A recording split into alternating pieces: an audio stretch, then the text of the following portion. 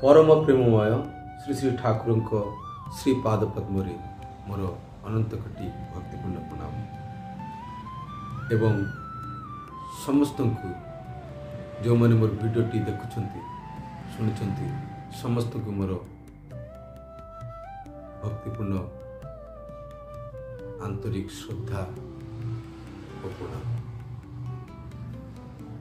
आज आम कृषक सत्यानुसरण किसी अंश पाठ करूँ और शुणु।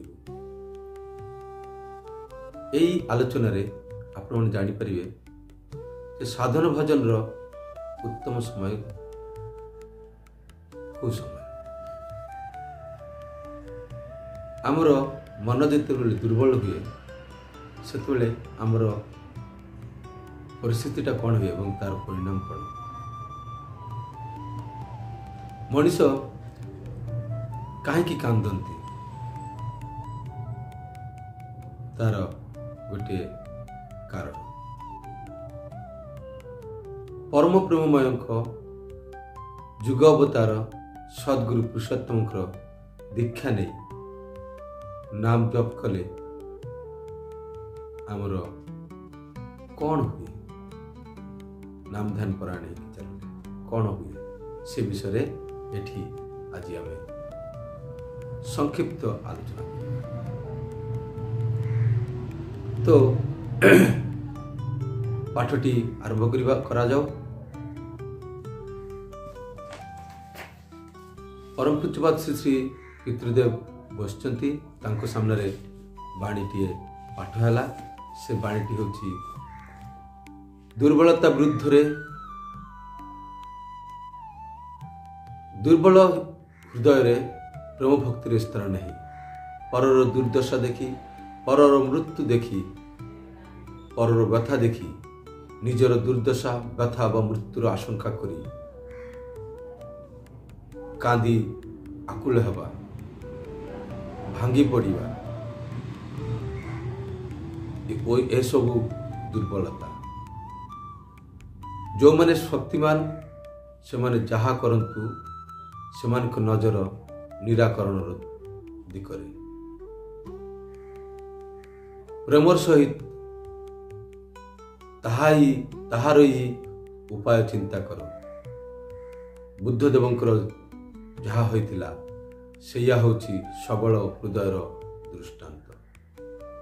এই বাণীটি পাঠ ହେଲା ପରେ ସୁଧୀର ରାୟ ଚୌଧୁରୀ ଦା କହୁଛନ୍ତି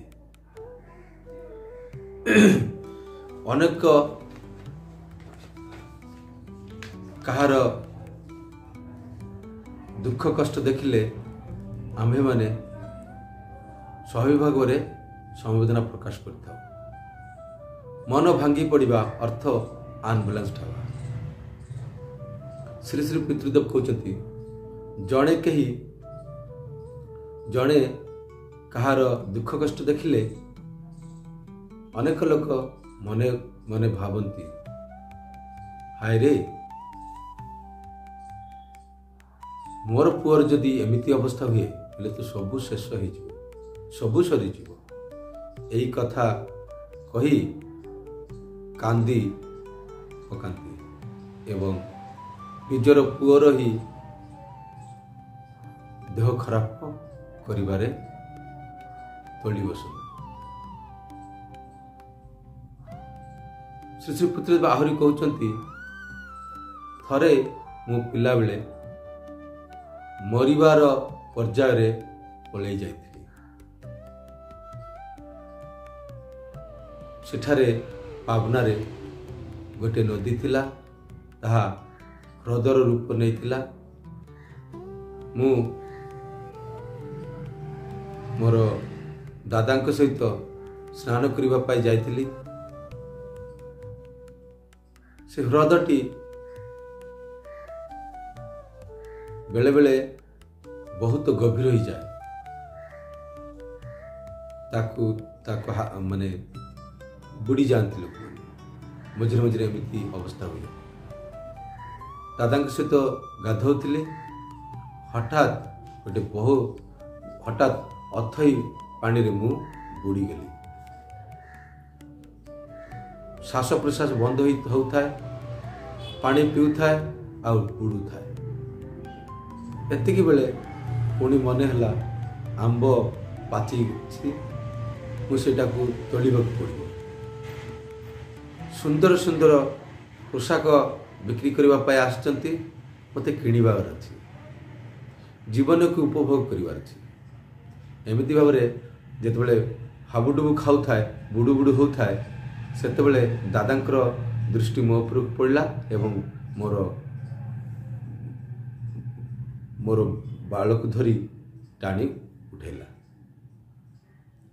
ତ ଏଇଭଳି ଅବସ୍ଥାରେ ମାନେ ଜୀବନ ମୃତ୍ୟୁର ସନ୍ଧିକ୍ଷଣରେ ଏମିତିକିଆ ଅବସ୍ଥା ହୁଏ।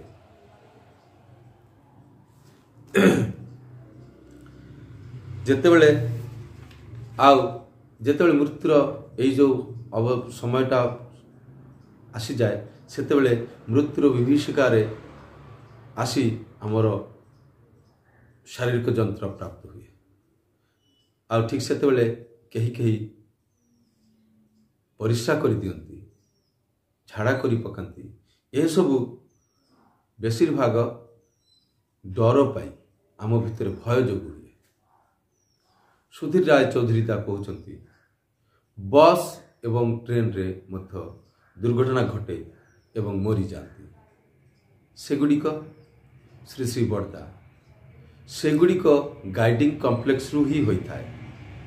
ବିପଦ ଆସୁଛି ଏଇ କଥାଟା କେହି ବୁଝିପାରନ୍ତିନି, ଅପମୃତ୍ୟୁ ହୁଏ। ସେଥିପାଇଁ ସବୁ ସମୟରେ ନାମ ପ୍ରାକ୍ଟିସ୍ କରିନେବାକୁ ହୁଏ।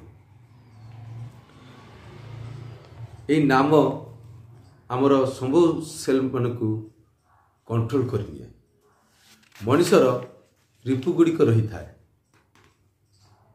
ଯୌବନରେ ଏହାର ପ୍ରଭାବ ଉଦ୍ଦାମ ହୋଇଥାଏ।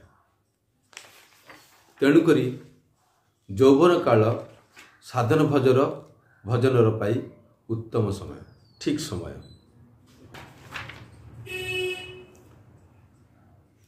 ଆଉ ଏଇ ନାମ କରିବା ଦ୍ୱାରା ଆମର କାମ, ଲୋଭ, ଏଇସବୁ ରିପୁଗୁଡ଼ିକ ଅତି ସହଜରେ କଣ୍ଟ୍ରୋଲ ହୋଇପାରେ।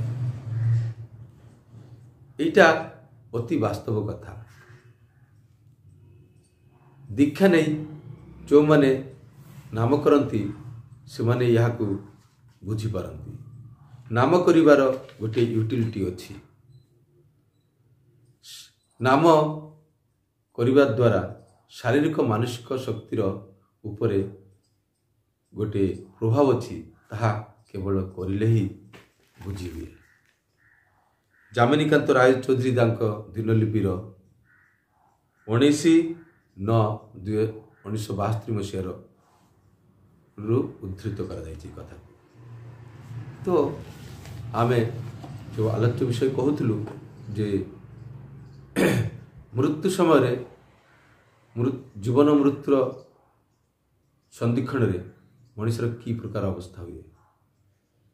ମଣିଷ କେତେବେଳେ ବିକାରଗ୍ରସ୍ତ ହୋଇପଡ଼େ, ପୁଣି ସେ ମରୁଥାଏ, ହୁଡ଼ୁଥାଏ, କିନ୍ତୁ ତାର ପୁଣି ଜୀବନକୁ ଉପଭୋଗ କରିବାର ଇଚ୍ଛା ହୁଏ। ଆଉ ଯେତେବେଳେ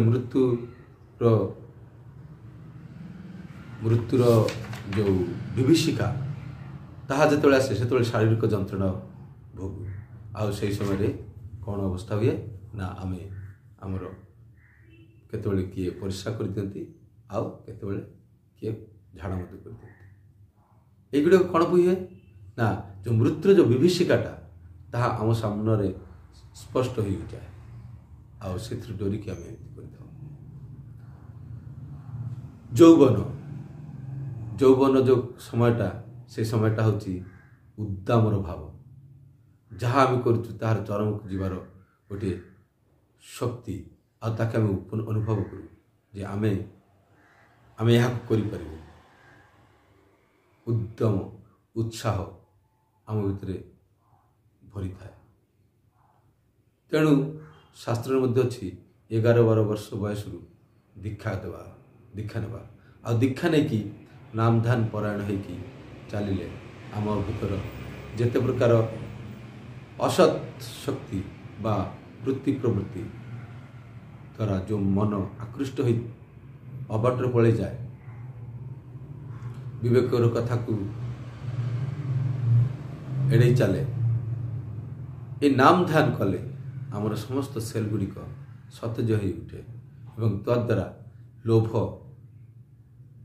काम कामना वासना एगुड़िक अति सहजरे कंट्रोल हो जाए एवं आम गोटे सठिक दिग पाऊ जीवन को आगे नहीं जावाई।